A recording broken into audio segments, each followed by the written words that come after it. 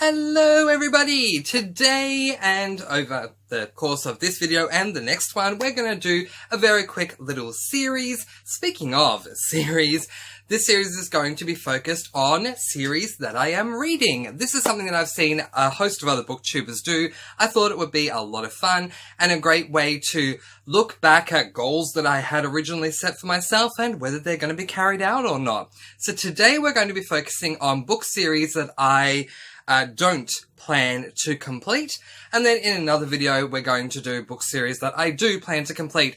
But let's get into the hard-hitting reasons why I do not plan to continue reading some series that I have started. So the first book I'm going to talk about, I don't have a copy of on me, so I'm going to put a picture of it up there. It is Lev Grossman's The Magician's book. And the book's title became the name for the series. It's called The Magician's Series.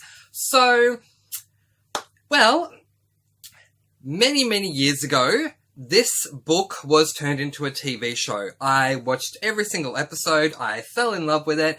The series completed a little earlier this year, but I had a blast and thought it was so much fun. So I picked up the book and started reading it. I did not like the book. It's very clear to see that the show has changed a lot of things from the book. Basically, the book, since it is adapted into a TV series, season 1 is what's based on the original work. And the show is just so much better. And it's not because of the comparison between the two. Even standing on its own, I did not enjoy the book. I found there to be a ton of profanity and a ton of gratuitous moments that occur throughout the book that are purely happening for the sake of them happening. There's no rhyme or reason as to why, and when this sort of thing does occur, I don't enjoy that. So I will not be continuing on with the Magician series. However, I do highly recommend the TV show if you have not seen it yet. If you love magic, you're gonna love the TV series. But not continuing on with the book. The second series that I do not plan to continue reading is the Watch series. I don't have this book on me, so again, I'm going to put a picture of it up there, of The Night Watch by Sergei Lukyanenko.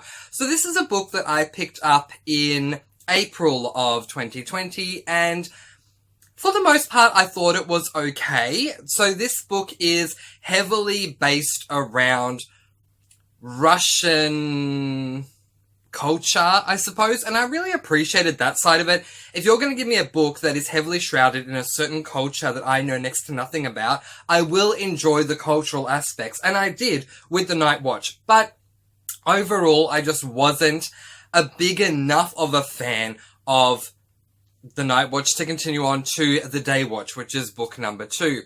I thought this book was okay. But yeah, it wasn't grabbing me the way the other books were, and I don't plan on continuing on with the series, so that's why it's made this list. The third series that has made this list is one that my friend Troy from BookTuber channel Troy Reads is not going to agree with me on, but that's good, because it's great to have differing opinions, is the Inheritance Cycle series. So, I read Eragon in the month of April, and while I thought it was good enough to receive 3 stars, this book deals with a trope that I am just not a fan of at all, and that is a traveling/questing trope. I don't like this trope. In saying that, there are some positives about this book, and I did say at the time that I highly recommend, if you're going into this book, go into this book for the relationship between Eragon and Saphira. It is such a really beautiful relationship between a boy and his dragon, but the questing trope, the dreaded questing trope, is stopping me from reading more of the Inheritance Cycle. So this is hilarious. Inside this book was this little piece of paper that I was using to do my review of Eragon on back in April. And point number 2, when it comes to cons, says, because it's a questing book, there are moments that come off as rather meandering. Okay, so this seems unavoidable with any fantasy that sees its characters travelling great distances to achieve their goal. But it needs to be mentioned as I see this as a downside to fantasy, and this book also, not taking away the author's brilliance to write this text at 17 years of age, just judging the book on its own, simply put, there are too many pages taken up by moments where nothing of significance is happening. You may love that, but I prefer a quick 1 week later they arrived at their destination rather than a 200-page journey of how they got there when nothing significant is occurring. I still feel the same way today. I'm sure there'll be a lot of people who want to tell me that the next book doesn't have a questing/traveling trope, but I think this book kind of, did it for me in that, yeah, I just don't even want to take the risk, so that's a no.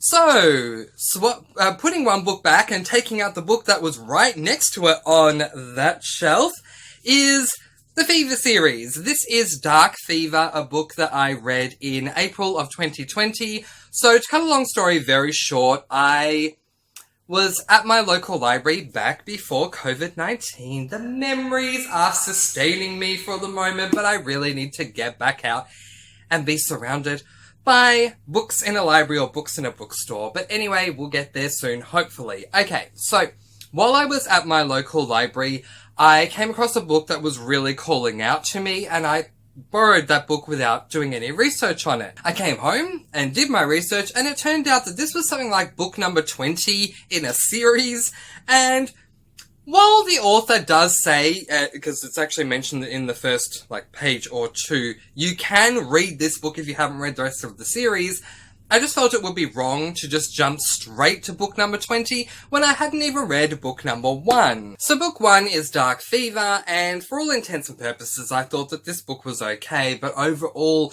it just didn't grab me. This book follows a girl whose sister has travelled internationally, and while she is there, she is killed or goes missing, something like that, I'm trying to remember.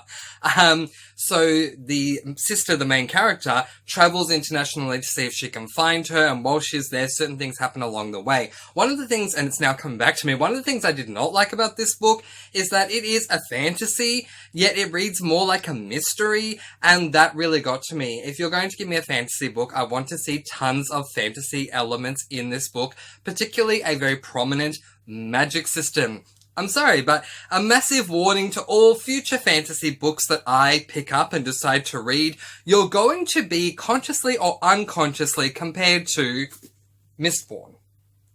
Because this is my idea of fantasy. It is a book that has a ton of magic in it. You can tell why it is a high fantasy book. Not all books are going to be high fantasy, but I expect my fantasy books to have enough fantasy in them for me to consider fantasy to be the main genre of the book. That is what this book is marketed as, and I don't agree that this book is that fantasy is its main genre. I would more call it a mystery. So I'm not going to continue on with this series, and that's why. We now skip ahead from April to June, and I am now going to show you the one book in all of the books that I've read so far this year that, while I did complete this book, it ended up on my DNF shelf. I did not DNF this book, but that's how much I really didn't like this book. It ended up on my DNF shelf. It is The Last Smile in Sunder City. This is the first book in the Fetch Phillips archives. Now, I did not know that this is a part of a series. No. And when I found out, when I was compiling the list of books that I was going to discuss with you guys for this video, when I found out that this is part of a series, I was blown away. The idea of reading more of this series, I'd rather be placed into a very claustrophobic room where my eardrums were being tortured with bagpipes. I'm sorry. No love lost between me and anyone who loves bagpipes, but I just don't like them. And that's always been my idea of hell, is to be trapped in a room where people play bagpipes 24/7. I'd much rather do that than read more of this series. Now, Luke Arnold, I'm sure, who's the author of this book, Luke Arnold, I'm sure, has fans out there. This book is written for a select targeted audience, and I'm just not a part of that audience. This book is a very dryly written book. Basically, the premise of this book is that it revolves around a world where there are magical beings and magical creatures who once had powers, but their powers no longer exist because they've been dried out. And Fetch Phillips is human, but he works for magical beings to help them with... He's kind of like a private investigator for magical creatures. He is a very dryly written character. This book is a very dryly written book. I thought this was going to be great to read about magical creatures, even though they didn't have their magical powers, but if anything, it turned out to be more of a tease. And this book just overall was really dry and really hard to get through. So the idea of picking up another book to me is torture. So I'm not going to be reading any more of the Fetch Phillips archives. Coming in at number 6 is the Six of Crows trilogy, I believe, because Leigh Bardugo recently brought out a third book in this series. Okay, now for anyone who is going to come back to me and say, well, Mr. Francie, blah, blah, blah, as in, yeah, what you're saying is incorrect, please know that as recently as last night, I had already written the list for this video. I found out something that made me think maybe I do want to read the next book in this series, which is, I believe, called Crooked Kingdom, I think. I'm pretty sure.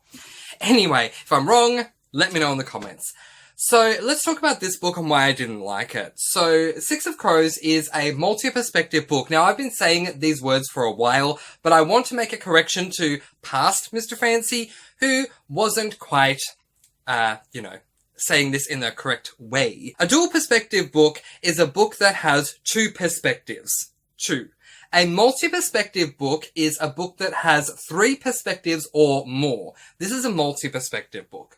So I didn't like that because I don't like multi-perspective books. Some of them are done well, but it takes a lot to get there. But the second reason why I don't like this book is that the premise, while it sounds amazing, only begins 3/4 of the way into this massively, very incredibly long book. In fact, this book is a good 490 pages? Yeah, 491 pages long, and it takes to like 400 or so pages in before we are finally getting to the premise of this book. I don't like that idea, so that's a big no-no for me. However, I have been advised that Crooked Kingdom is very different. It is much more plot-driven. This book is very character-driven as well, and I don't like that. It's much more plot-driven, Crooked Kingdom, and maybe I might enjoy it more, so I might put it at the bottom of my wish list. I think I have like 50 books on my wish list at the moment that is ever growing day by day, but I might put it at the bottom of my wish list, and so by the time I get to it, I might give it a go. But at least for 2020, let's put it that way, I definitely don't plan to continue reading this series this year. And coming in at number 7, the final series that I do not plan to read is the Harbinger series, otherwise known with book 1 as The Stranger Diaries by Ellie Griffiths. The reason I'm holding it this way is because this book is an arc, and I'm glad I received this as a complimentary gift with a lot of other books that I purchased from a bookstore that I'm working with during COVID-19. I'm really glad I received this as a gift, because I would have been really upset if I'd paid for this. I do not like this book. I cannot believe this book is a part of a series. There are so many reasons. Let's get to them. First of all, this is a multi-perspective book that is written in a way, the multi-perspective side of the way that it's written is written in a way that I'm really just not comfortable with at all. So we start off getting to know a certain character, and we get to know that character for 7 chapters, which made me feel like this is a singular perspective book. Finally, in the 7th chapter, I started to like this character. Then, in chapter 8, boom, we're moved over to a completely different perspective.